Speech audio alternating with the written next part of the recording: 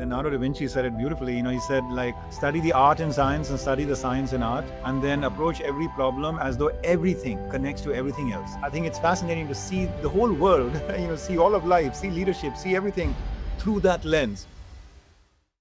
Life is accumulation of choices around where to go and how to grow. Maybe double click on some of these where to go choices, if you could take us back to those junctions. The mathematics has been it for me. And my hero there was Ramanujan. In what ways does Ramanujan embody some of these things? After Ramanujan's passing, who discovered his lost diaries, and in that they discovered just tons of these equations. They made it, their whole career was around seeking to prove or disprove those equations because he left no proof. Now, if that person is not activating some mystic instinct, then you tell me, what else is going on there? Wow. I think it's a paradigm shift in the way we think about leadership. Let's focus on the atom and not the big building. If you can just sort of maybe give us a sense of the building blocks.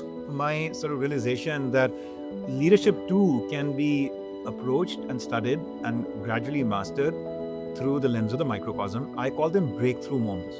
And you say you've catalogued more than 1,000 such micro moments. I really loved that menu card of possibilities in terms of how we can pick a certain approach and then work with it. In business too, in modern times, we have operated in a flatland where we have obsessed with these two dimensions of how is the leader behaving, how are people behaving, and what kind of performance are we getting from them? And if the right performance is not we getting, then what do we do to change the behavior, right?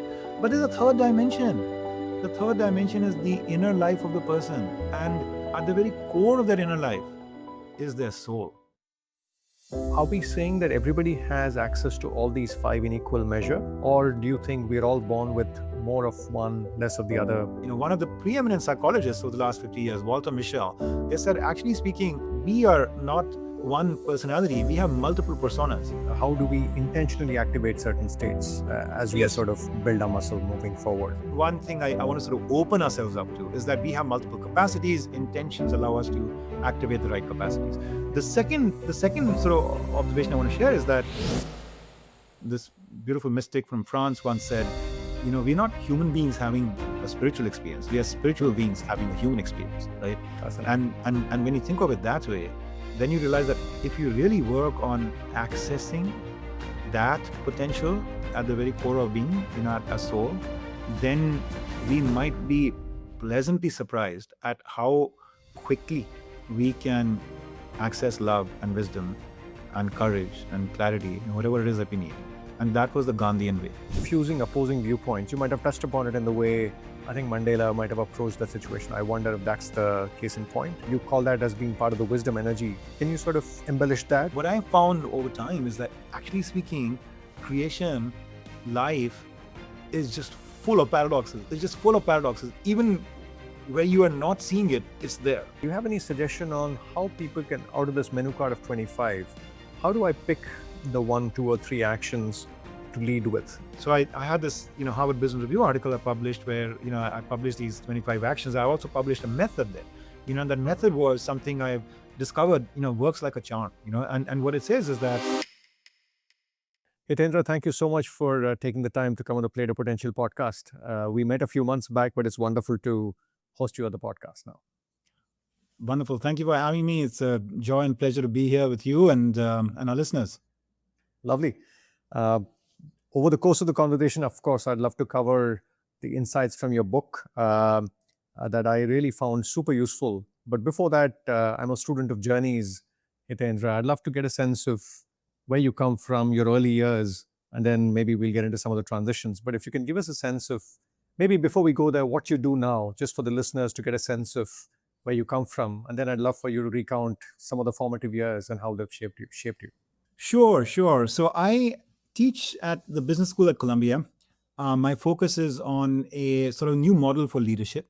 I also have an institute I've formed called Mentora Institute, where we are seeking to activate a form of spiritually awakened change making in the world.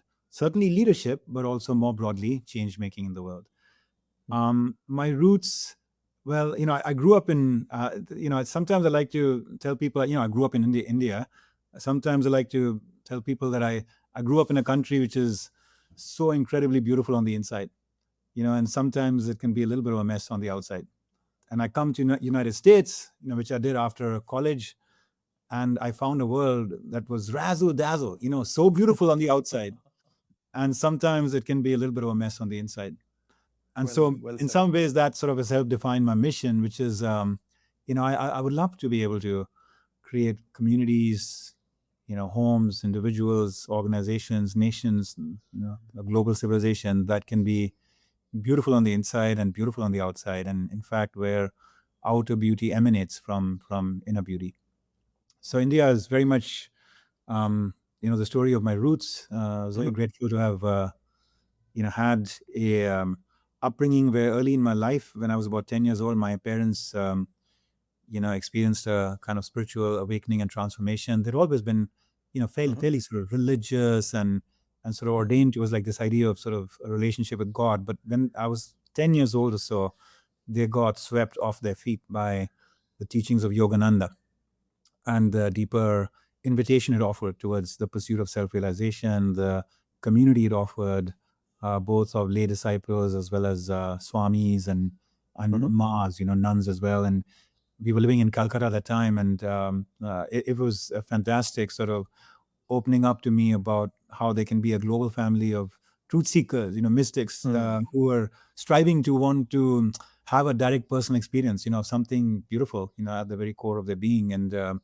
so Yogananda became, in a sense, my spiritual foundation, right from that age, and has been since, which I feel so blessed for. I had the outer passions and sort of hungers of and you're all of us. I know you have a highly accomplished audience amongst your listeners, and I was inspired by that, by the outer accomplishments in humanity. And so I went to St. Stephen's in New Delhi and, started math honors and really sought to, just, excel and, fully imbibe that discipline of mathematics. Then I came to the United States to get an MBA and a PhD. And then, the rest is history. Wow. I mean, just to maybe play out those transitions, right? MBA, PhD at MIT, McKinsey, you were at a tech startup, and I'm sure I'm missing many more milestones. And now you're teaching at Columbia.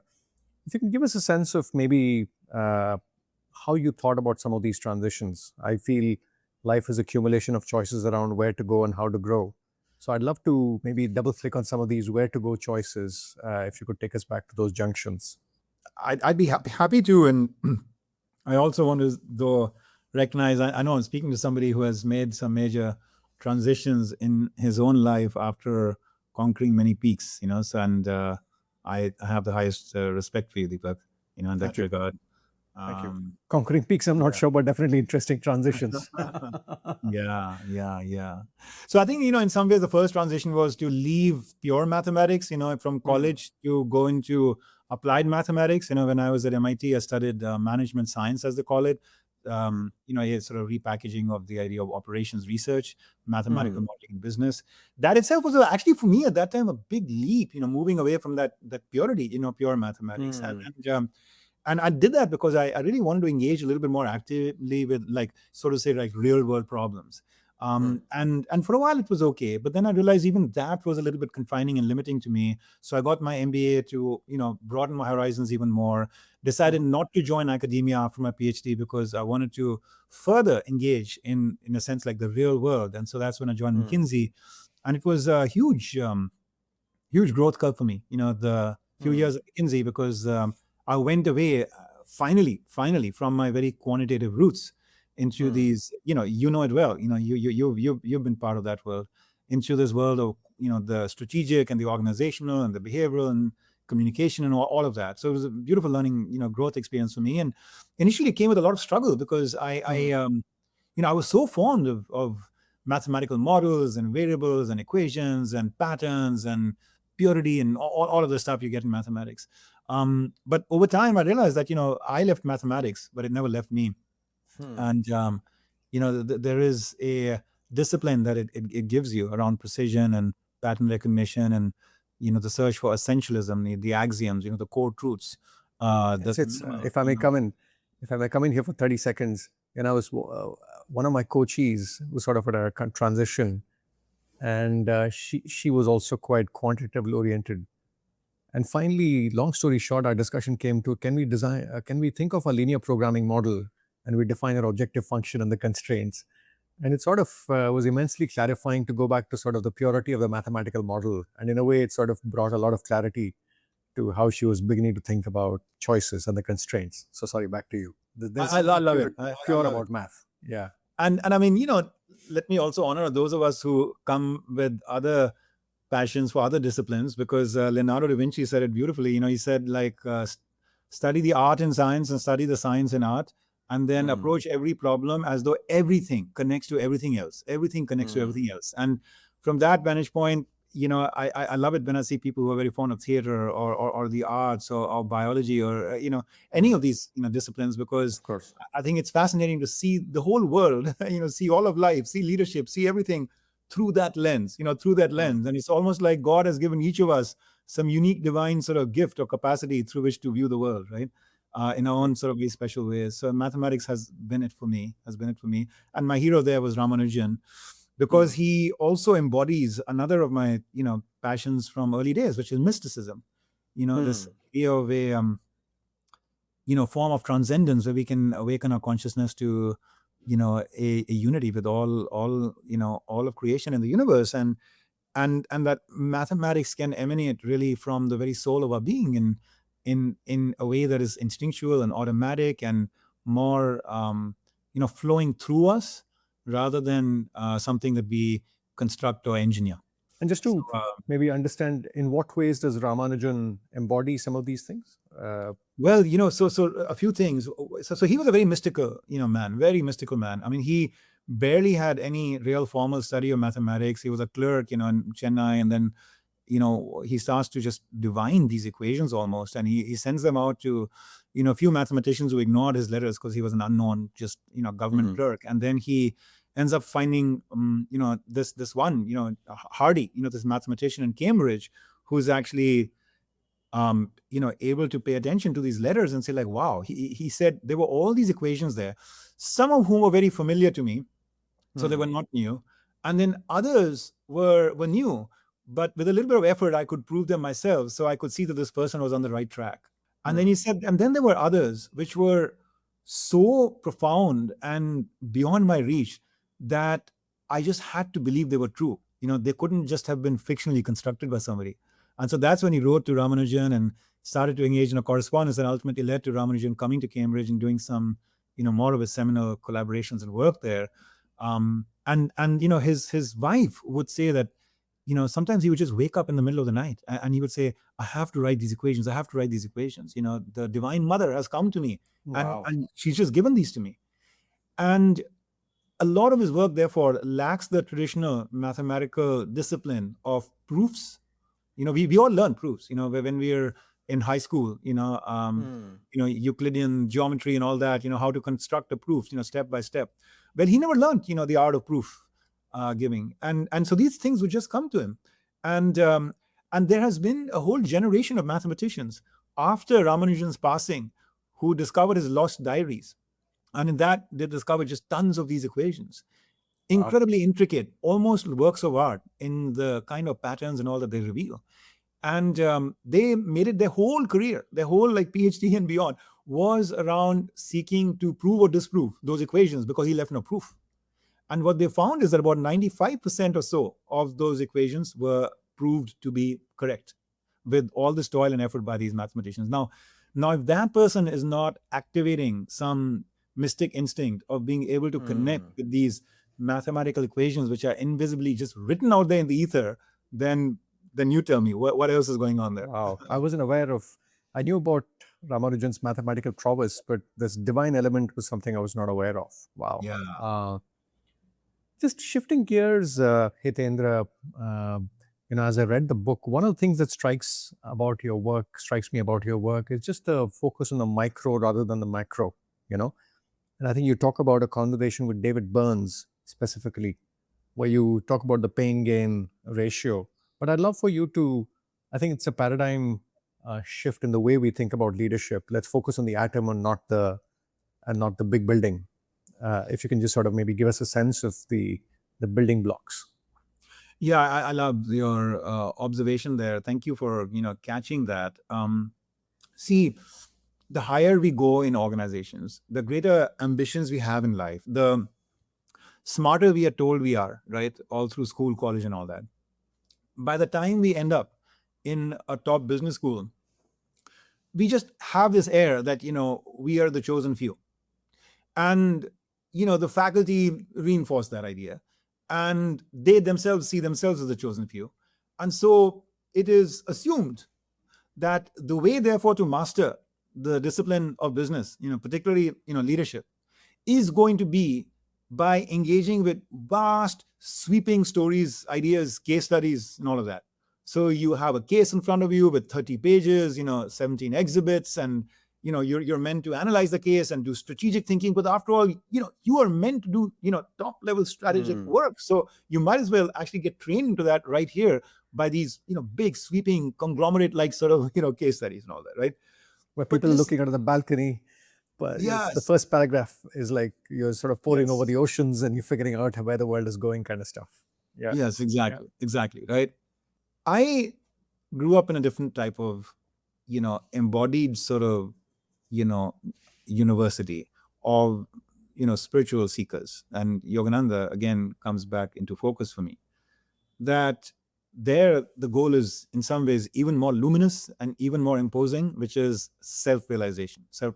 And for those of us who may wonder what that word means, I mean, at least this is how Yogananda defines it, right? He says self-realization is the knowing in body, mind, and soul that you are one with the omnipresence of God, that you do not have to pray to get it, that you're not merely near it all the time, but that God's omnipresence is your omnipresence, that you are as much a part of that father, that mother today as you will ever be.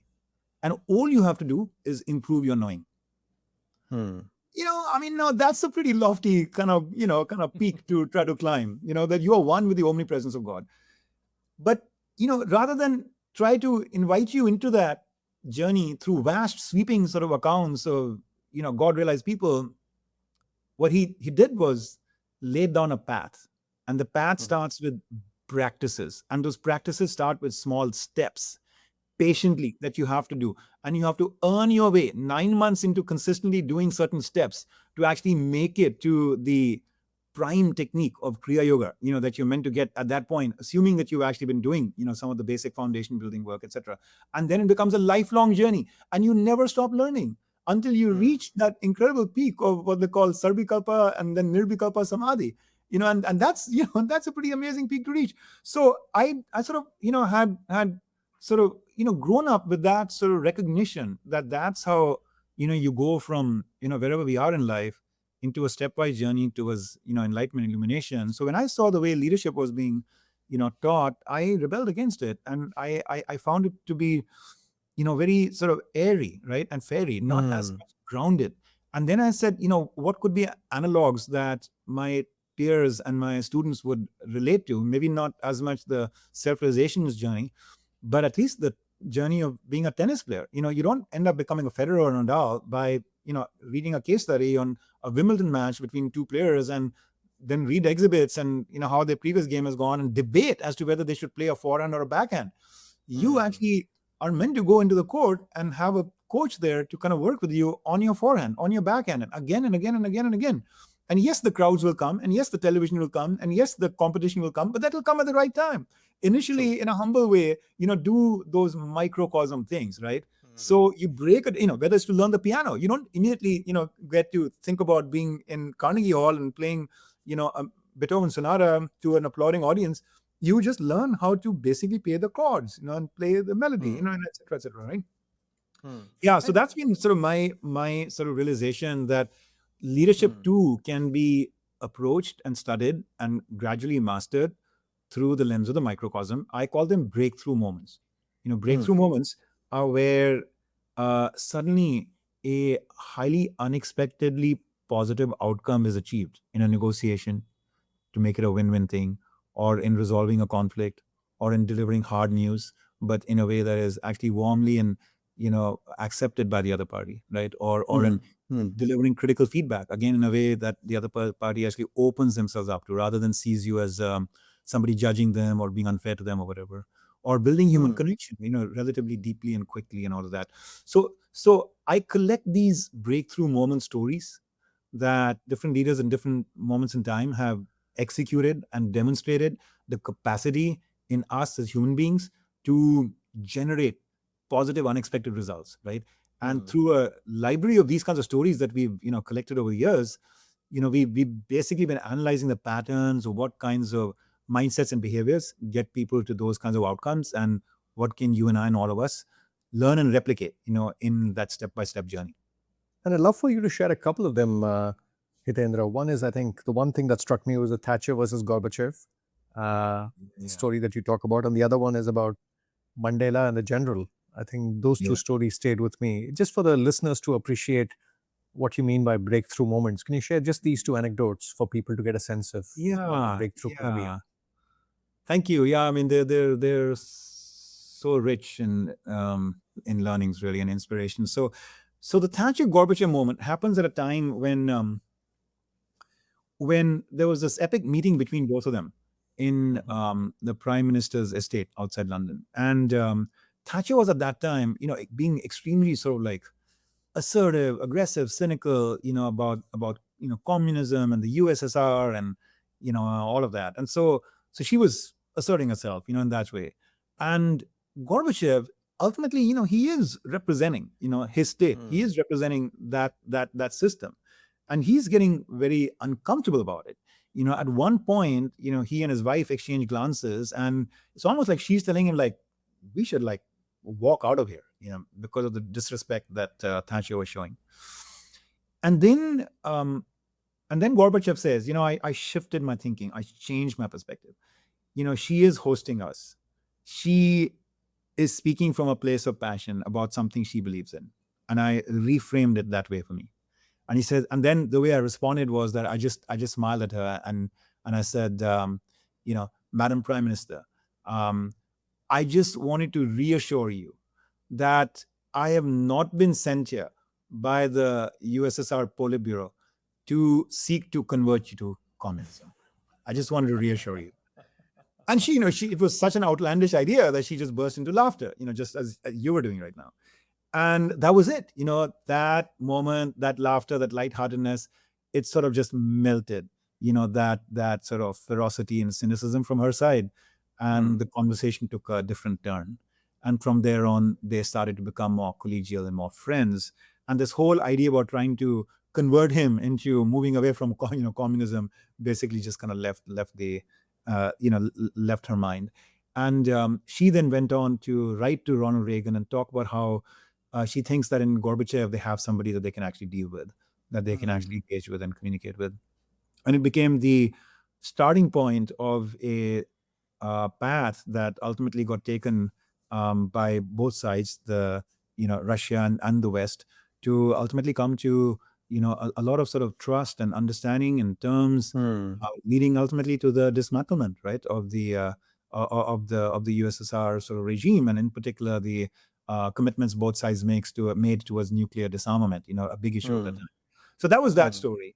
You can imagine a breakthrough moment in that sense that you got this prime minister of this other country kind of just lambasting your system. You're feeling extremely irked about it, almost ready to walk away, and yet literally 3-5 minutes later you have a whole different outcome, more positive outcome. Yeah. Fascinating. Yeah. Do you want to talk about the Mandela story briefly? And then Okay. I'd Yeah. love to So the explore Mandela things. story. So there is this General Viljoen. He is a white who happens to be very, very concerned about the emerging move of South Africa towards a democratic regime where, in effect, the black population would likely take over power.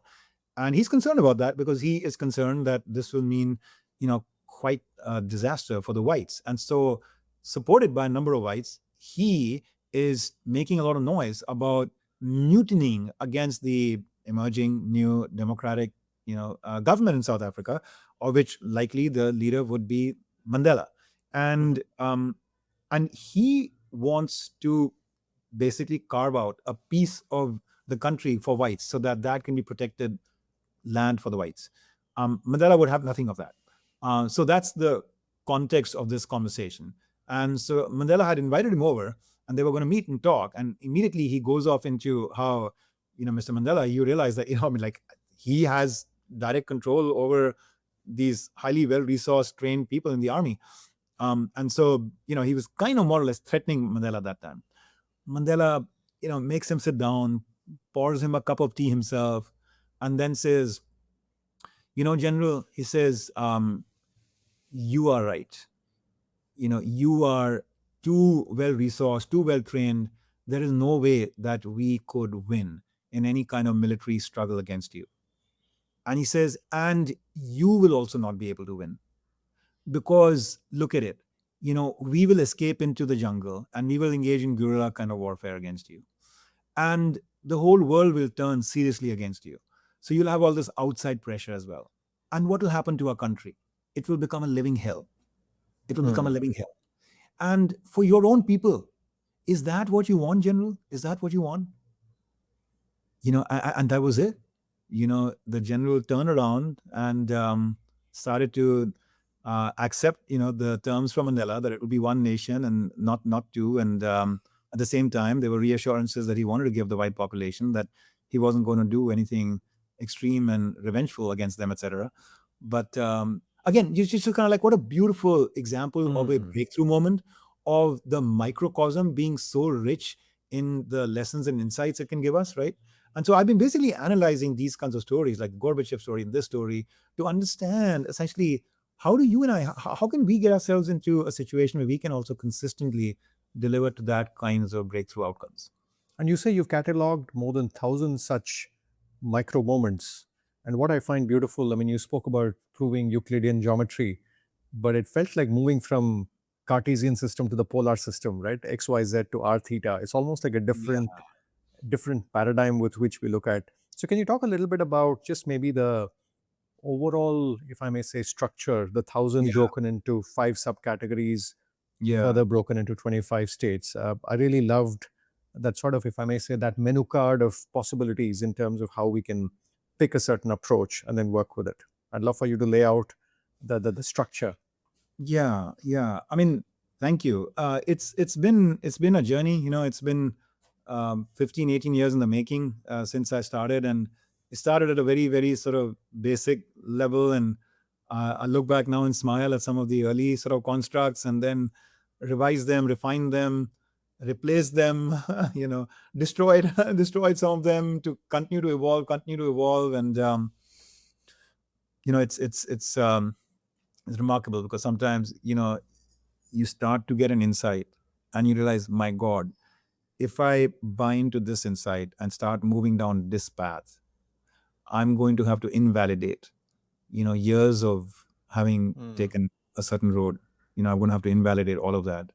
There are all these investments you have made in that. There's curricula you might have developed. There's some writing you may have done, etc., and you're going to have to walk away from that, right? And I faced that issue a few years ago when this model started to really emerge more clearly in sharp relief for me. So let me share briefly the model. I mean, one analogy I would give, again, going into the arena of mathematics, you described it beautifully in that transition from sort of one form of sort of mapping the dimensions to another form. But there's a book written by a mathematician. It's a novel called Flatland. Flatland, is it? Flatland. Oh, okay. And it was written, years ago, and I remember encountering it in college. And the idea of there being a novel written by a mathematician was kind of cool. And basically, it's a two-dimensional world that he describes, where you and I would be sort of like circles or squares or rectangles, and we coexist. We have our tribes, and life goes on. And suddenly, a three-dimensional being, comes into their world, a sphere, right, which projects into just being a circle, right? And so for them, it's just a circle, right? But to the sphere, they're like, you don't get it. There's a beautiful third dimension. Do you realize that there is a third dimension? Like, well, what do you mean third dimension? I mean, like, come on, everything is two-dimensional. Like, you are two-dimensional, everything. Like, no. I'm not two-dimensional. I'm three-dimensional. And by the way, so might be you. Maybe you're only seeing a shadow of who you truly are. And these people are rolling their eyes and just wondering, like, what is he talking about? Right? Like strange sounding guy. And I mean, it's just a beautiful sort of metaphor for how in business too, in modern times, we have operated in a flatland, where we have obsessed with these two dimensions of behavior and performance, behavior and performance, behavior and performance. How is the leader behaving? How are people behaving? And what kind of performance are we getting from them? And if the right performance is not we getting, and what do we do to change the behavior, right? But there's a third dimension.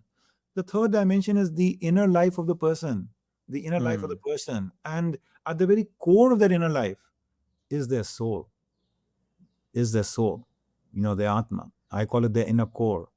The inner core, I like call it the space where the highest potential exists, where they're beyond ego and attachment and insecurities. And when they're there, then sort of like they're just inspired to be very noble and very open and fluid and adaptive, and without many attachments, and wise. So that's the core. And I've never found a single person across all the faiths in the world and the secular communities, I've never found anybody coming to me and saying, Hitendra, I object to that because I don't have a core.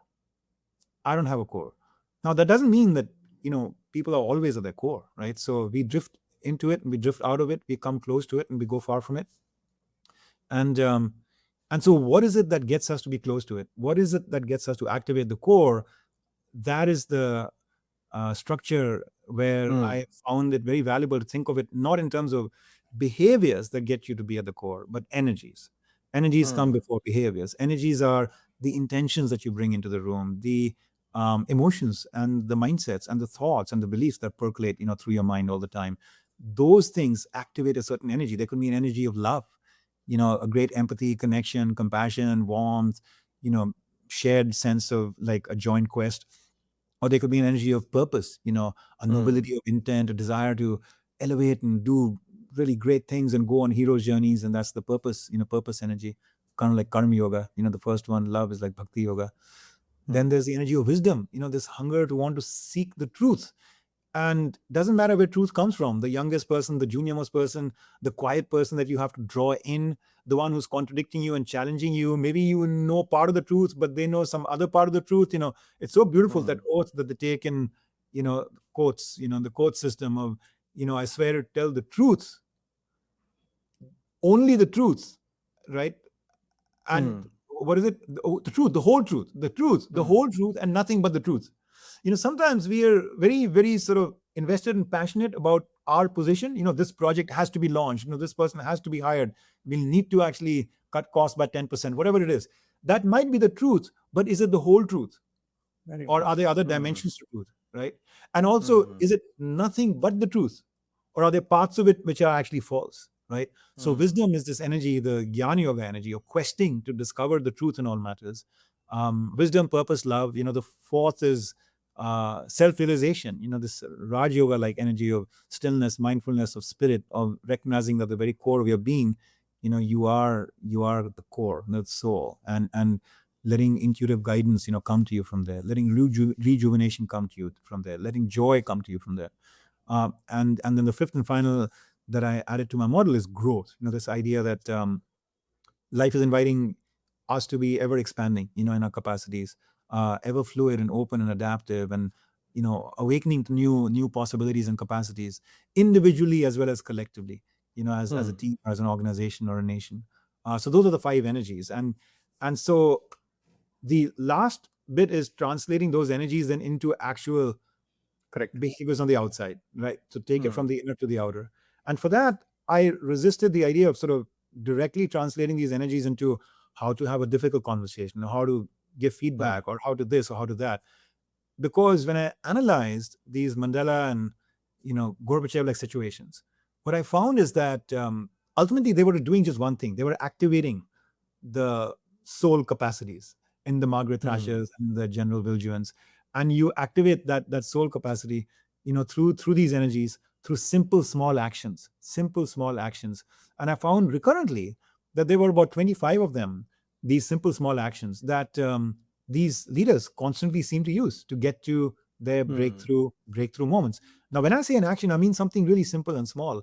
Like, for example, you're in the middle of a feedback conversation with somebody and you realize that this person is getting a little uncomfortable. And so you immediately switch the energy a little bit away from the truth giving that you're doing about, like, this kind of behavior from your side is very counterproductive in the meetings, because you don't assert yourself in a effective enough way, and other people just jump in with all their comments, and you lose control over the meeting. And I'm trying to make you a better facilitator to give you more empowerment so that I can step back, but you're not really driving results and outcomes in these meetings. Maybe that's my feedback to you. But if I'm finding that you're getting uncomfortable in my saying that, I might just switch to the action of appreciation, and I might say something like, so and so, I mean, one thing I really appreciate about you is what a good listener you are, how patient you are in understanding and accommodating every thought and opinion in the room.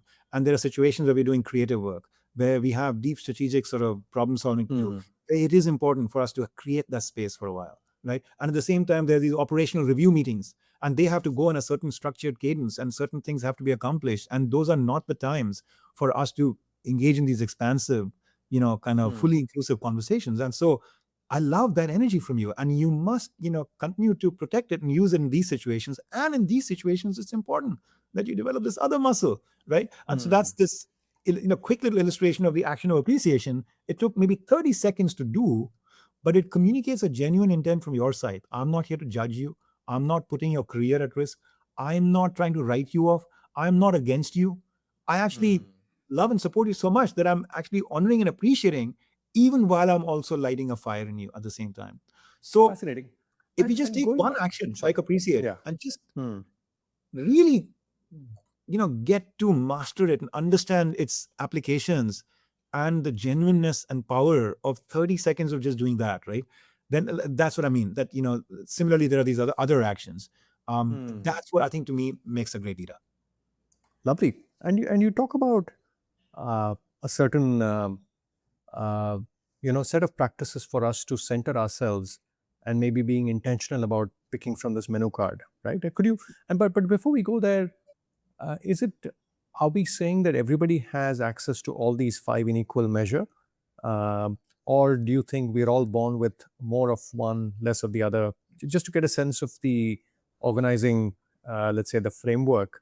Is it one thing that wasn't very apparent for me was, do we have default preferences in terms of how we are wired that gets us to pick from one of these buckets a little more often than the other buckets?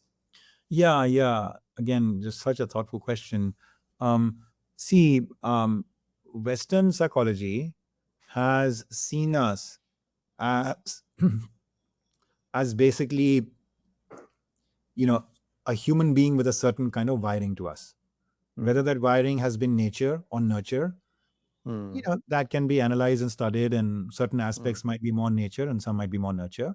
But fundamentally, the only thing that they've been sort of focused on is nature versus nurture in the context of the wired human being. Now, there are 2 things about that model which are limiting. The first is that you and I, we don't only have one set of, wirings in us. We have multiple wirings in us, right?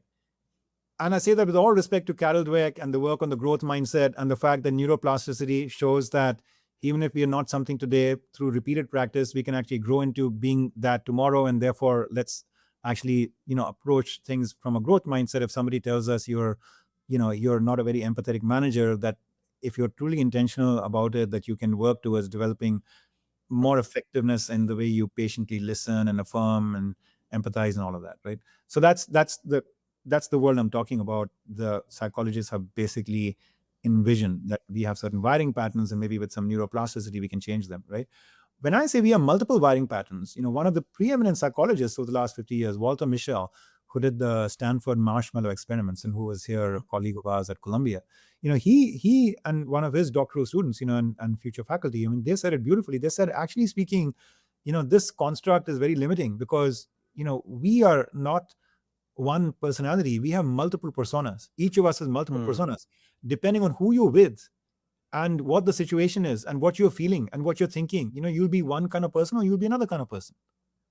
The same manager who's considered to be not very empathetic at work probably goes home and pets their pet dog, with a lot of warmth, and hugs their daughter with a lot of warmth, right? So it's not that they are missing the neural pathways of empathy. They are just not activating them in certain situations where they're talking to subordinates and they're a little bit irritated, at work. And what They're not activating. you've used activating quite a few times, right? Activating states rather than acquiring traits is a phrase that you use. Can you maybe shine the light on how do we activate? How do we intentionally activate certain states as we Yes. sort of build our muscle moving forward? Yeah. So, look, a lot of this has to do with intention, right? With what intention are we approaching a situation, right? And I'll just give you an example, right? Let's say you're in a certain situation and you're getting really angry with like the customer service agent or something somewhere, and you're blasting them, right? All you have to do is visualize that there's somebody who's very important to you in your life, that you give them a very positive impression of you being a very calm and collected person. This could be, a board member in your organization or something, right? Just visualize that they are standing behind you.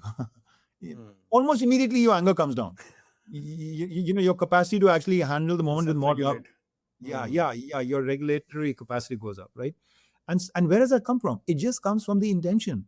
When so for example, I'll give you another example. I just want to kind of drive this point home because it so contradicts, right? Some of these limiting, stories that, painfully so, even modern scientists have told us about ourselves, right? So, the Myers-Briggs, right? It tells you you're an extrovert, you're an introvert. At McKinsey, it was a favored instrument, right? Very early in your career, you were given the Myers-Briggs and told to analyze yourself and other relationships through that. I respect it, and in some ways, there was some help I got from it, but it was also a very limiting instrument, right? So when it says like you're an introvert or you're an extrovert, oh, really? Okay, you're an introvert. So that means your natural energy and natural thing is to be a little bit quieter and understated. Oh, really? Okay. So now let's say you're walking in the streets of Manhattan and you are holding, the arm of a child, could be your child or could be a nephew or a niece, and they pull away from you and they start running down the street and there's traffic there, right? Let's say you're an introvert. In that moment, will you feel more true to yourself, more natural, if you were just quiet and shy and didn't attract any public attention? Or if you just shouted at the top of your voice, please save my child, and Tommy, come back, who cared, who's listening, not listening, and what your public impression is, you would just do because you deeply cared, right? And so there are all these, neural pathways that are available for us. We just don't seem to necessarily use them always in the most optimal ways. So that's this model, right? This model is that we have multiple neural pathways in us, not just one personality. We have multiple personas in us. And if we are intentional about it and aware of it, which by the way, subconsciously we are doing all the time, we might be very polite in certain situations and kind of rude in other situations, very patient in some situations, impatient in other situations. Maybe dominantly so at work, we are very, patient. We come home and we become impatient, with our child. So they view us in that impatient way. Those people view us in a patient way, right? So that's one thing I want to sort of open ourselves up to, is that we have multiple capacities. Intentions allow us to activate the right capacities. The second sort of observation I want to share is that, again, the Western model only sees us as human, but the mystic model sees us as actually the soul, sees us as spirit embodied in the human form, right? So we are not, as this beautiful mystic from France once said, we're not human beings having, a spiritual experience. We are spiritual beings having a human experience, right? Fascinating. And when you think of it that way, then you realize that, if you really work on accessing that potential at the very core of being, at a soul, then we might be pleasantly surprised at how quickly we can access love and wisdom and courage and clarity, whatever it is that we need. And that was the Gandhian way. That was the Gandhian, that he did it not just for himself, but he waved a magic wand, and for a period of time, 300 million Indians got mesmerized. And for a while, even the British and ultimately the rest of the world, by his magic touch. Meanwhile, he's this, seemingly scrawny, man in, basic white piece of cloth. And then you and I think we have to dress in a certain way to show up in a certain way and get accepted in a certain way in society. But he had these Britishers eating from his hands. He had America fawning over him, sending the journalists and their black civil, rights activists, to India to kind of learn from him, right? So that notion of sort of like inner charisma that arises partly because of the activation of the very soul of your being, but partly because through that, you actually help people get to activate the very core of their being. There was this friend of this journalist, American journalist, who the American journalist reported later. He said upon Gandhi's assassination and his cremation and the grieving and all that happened, he said there was such a heaviness of heart, and he was asking what Gandhi's impact on the country was. And he said, the friend told him, he said, to understand Gandhi, you have to understand that he was basically like a mirror who was holding us to the image of our own perfection within. Hitendra, I want to move slightly to a different topic. I want to sort of double click on the framework. You spoke about 5 types of energy, and in your work, you've sort of codified each of these energies, and you've got 4 or 5 or 7, depending on totally 25. What do you say, behaviors or actions?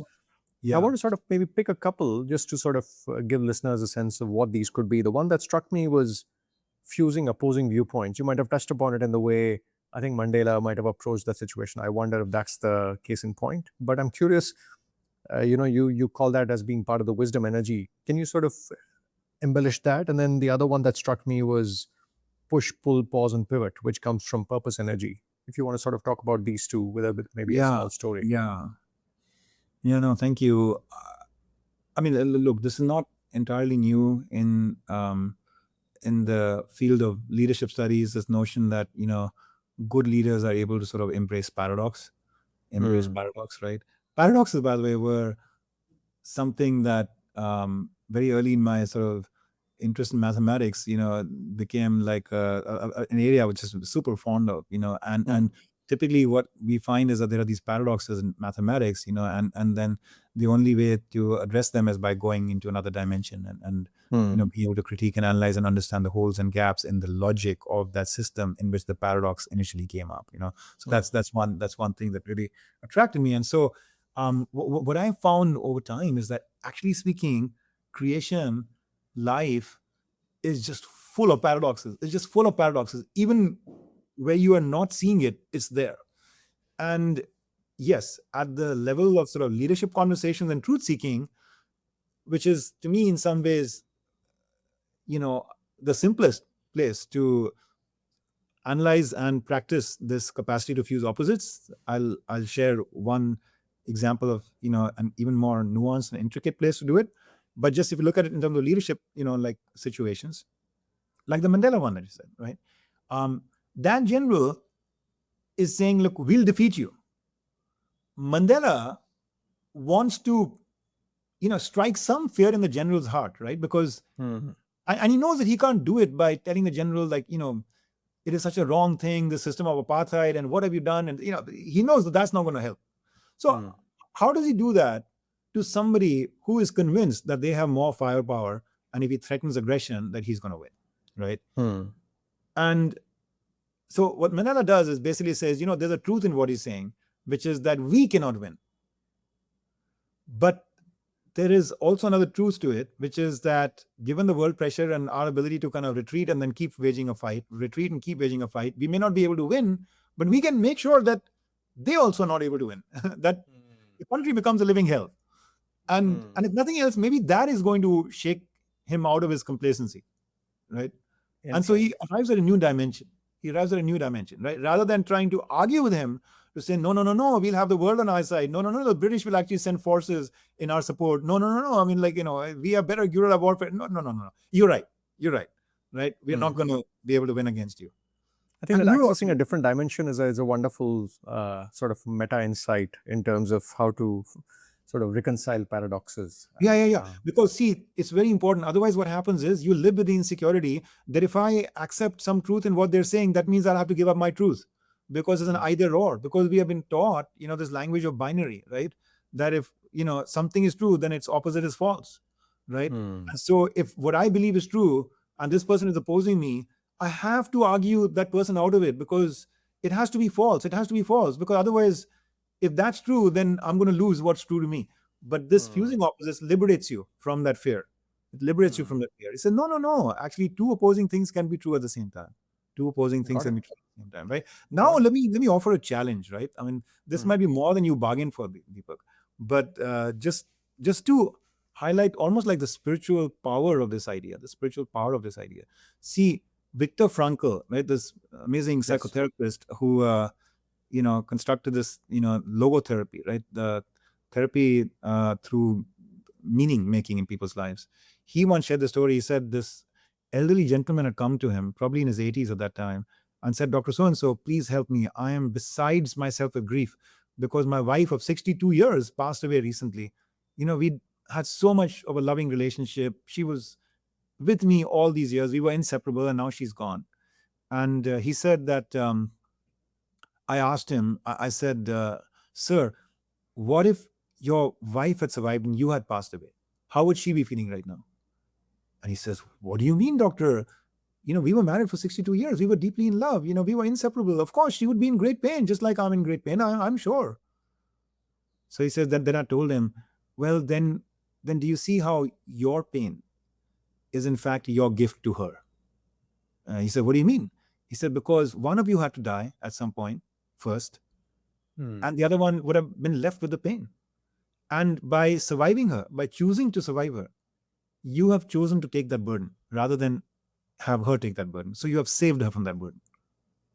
He said that was it. That allowed him to make peace with his grief, because in his grieving, in his pain, was actually satisfaction.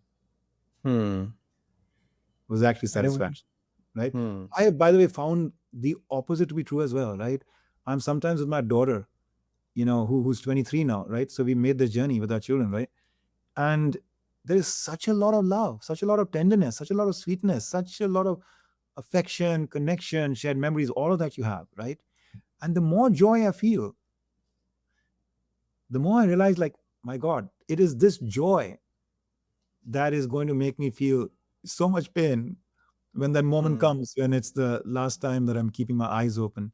Steve Jobs' sister shared this beautiful obituary of him at his memorial service, published as an op-ed in the New York Times, where she talked about how he finally was, in his dying moments, looking lovingly at all the people around, and gradually, came to his children and then to his wife, and then and then his eyes shut forever. So that has just left a very vivid sort of scene in my mind, and I hope it is I who die before my daughter does. But in that moment, it is because there has been so much joy that there will be that pain, right? If there wasn't that joy, there would be no pain, because then you are indifferent, right? So in joy, there is pain.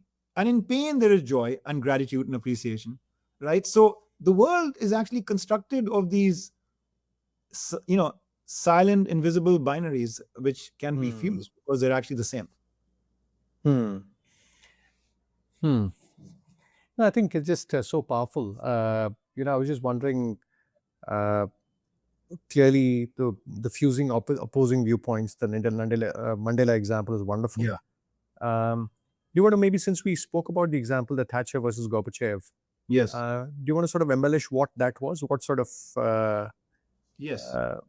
Sorry, I used the wrong word. What Actions? What actions? Yeah. By the way, the reason I differentiate between actions and behavior is because typically, in the business world, we've constructed these leadership competency models, and we talk about the idea of, what behaviors do we want from our people? Or they should be able to have constructive candor, or they should be able to have high trust in their team, etc.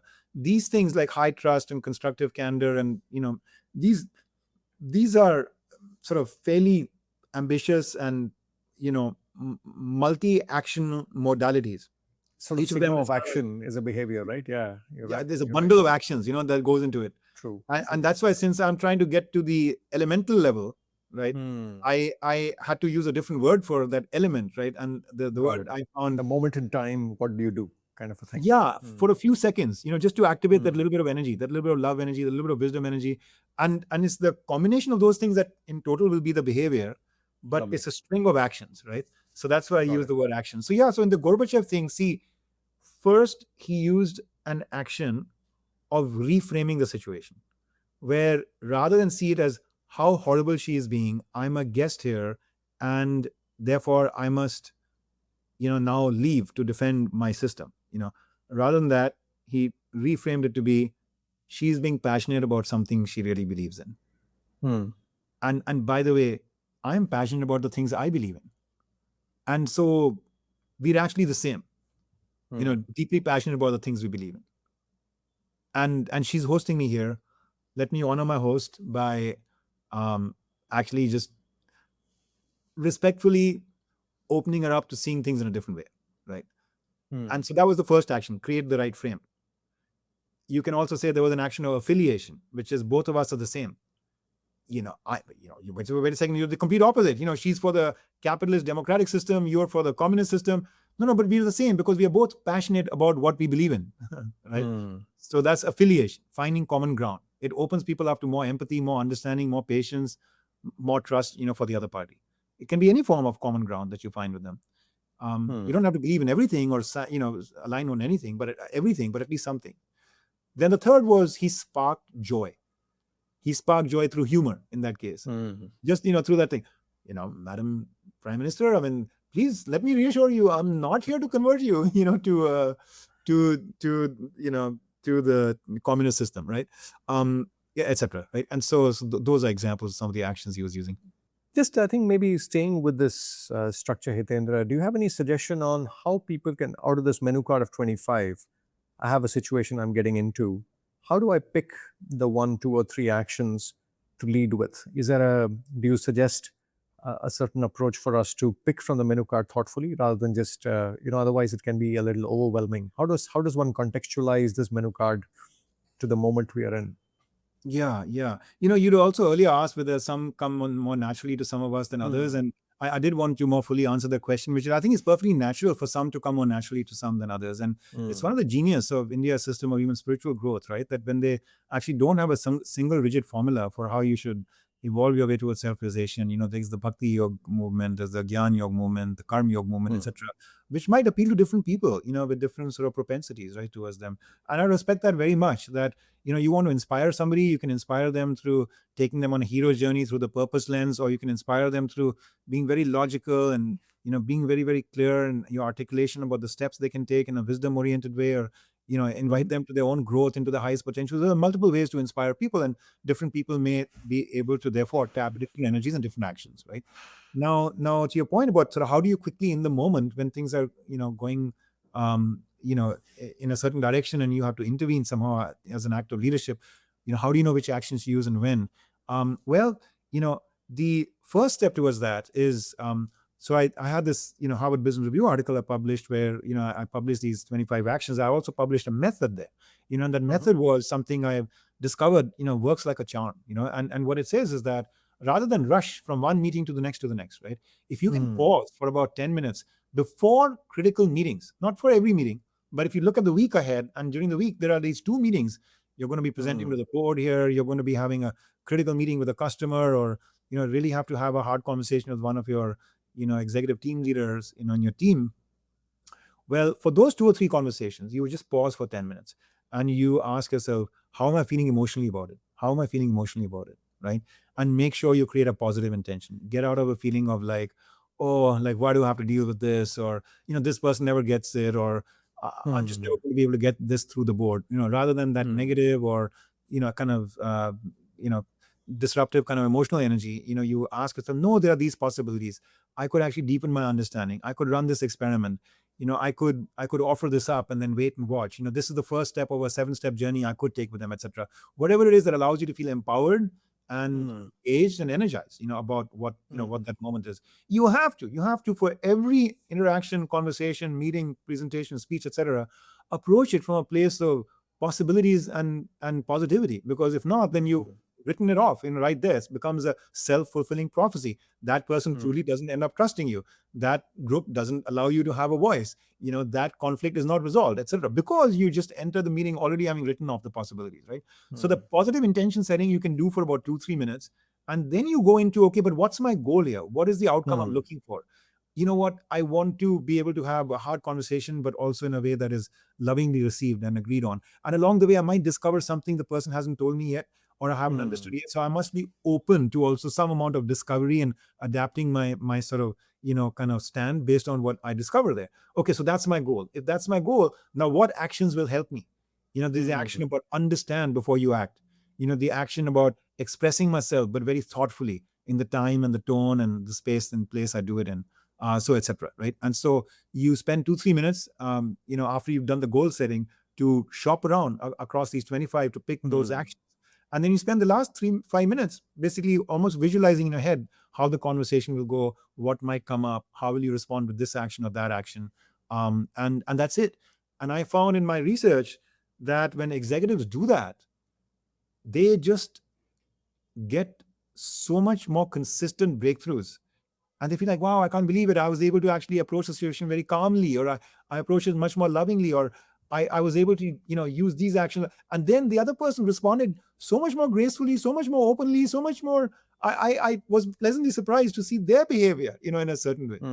It's quite beautiful. Yogananda once said, he said, you want people to be peaceful, become the most peaceful version of yourself. You want people to be loving, become the most loving version of yourself. So that's what I've learned in this, in this sort of research, is that when people pause for 10 minutes and retreat and return to their soul and activate, intentionally one or more of these energies, use these actions when they go into the meeting to help the other person also activate them, they are just pleasantly surprised with how quickly, performance and leadership being a state, not a trait, as you've observed, that I like to say, how quickly they're able to get closer to breakthroughs. The point is, though, we rush from one meeting to the next, right? To the next. And we focus on the PowerPoint slides and we focus on the Excel spreadsheets. We do not focus on the human part of the equation. We don't create that pause for about 10 minutes, right? And so we think it's not possible. Yeah, I love what you said. I think you talk about, very often the bell curve is used as a curve to distinguish between people. But I love the fact that you say each one of us is a bell curve. And even here, can you become the most loving version of yourself? Is almost like saying, in that bell curve of your actions, can you sort of move to the right end and sort of become? Yeah. So I think that's, again, I found that as a wonderful way to reframe how we think about bell curves. Can we sort of move towards the optimal end of our individual bell curves? Yes. As one wise person said it beautifully once, I contain multitudes. I contain multitudes, right?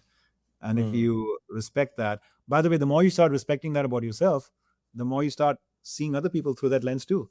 This person is acting rudely, or this person is acting lazily, or is unmotivated, or is political. But actually, that's just a state, not a trait. There's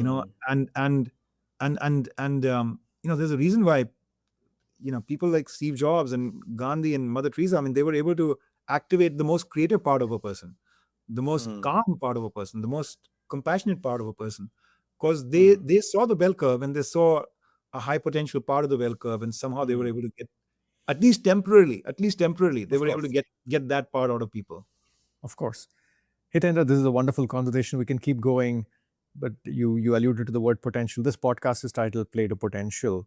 Yeah. The one question I always ask the people I talk to is, what does the phrase play to potential mean to you, given the work you do and given your thinking in this space? I define self-realization for you. To me, nothing short of that would ever have satisfied me. From the age of about 10 onwards, I would look at the stars out there and feel I was connected to them. I felt a hunger to be connected to every human being, not just from today, but from the past and the future and all of life, really. And so to me, your highest potential is that self-realization state from Yogananda, where you are one with the omnipresence of God. And when you say play to potential, to me, it means get in touch with your soul potential. Get in touch not just with your human potential, but your soul potential, because it's beautiful. It's beautiful. Lovely. And I want to thank you for what a joyful conversation. And I would have loved to just turn the tables and had it the other way, and brought so much of your grace and depth and wisdom out as well, Deepak. I really appreciate all you've done to make this rewarding for me. Thank you, Hitendra. Thank you for the work you're doing and for making time for this podcast. Really learned a lot from it. Thank you. Yeah, grateful.